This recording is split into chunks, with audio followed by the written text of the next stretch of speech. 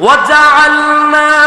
من بين أيديهم سدا ومن خلفهم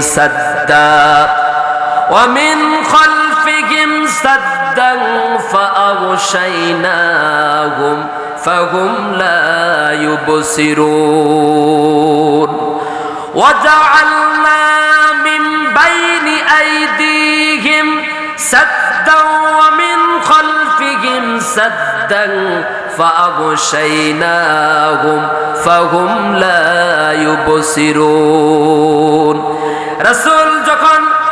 ঘর থেকে বের হলেন কাফেররা চোখ কসলাইতেছে আর তিনি যখন ঘর থেকে বের হলেন আল্লাহ তাআলা বলছেন আমি কাফেরদের হাত থেকে আমার রাসূলকে হেফাজত করার জন্য রক্ষা করার জন্য মুক্তি দেওয়ার জন্য আমি আল্লাহ তাআলা তাদের সামনে দেয়াল তাদের পিছনে দেয়াল স্থাপন করে দিয়েছি তাদের সামনে প্রতিবন্ধকতা তৈরি করে দিয়েছি তাদের পিছনেও প্রতিবন্ধকতা তৈরি করে দিয়েছি তাদের সামনে পর্দা তৈরি করে দিয়েছি পিছনে পর্দা তৈরি করে দিয়েছি যার কারণে চোখ থাকা সত্ত্বেও তারা আমার রাসূলকে দেখতে পায় নাই জোরে কোন সুবহানাল্লাহ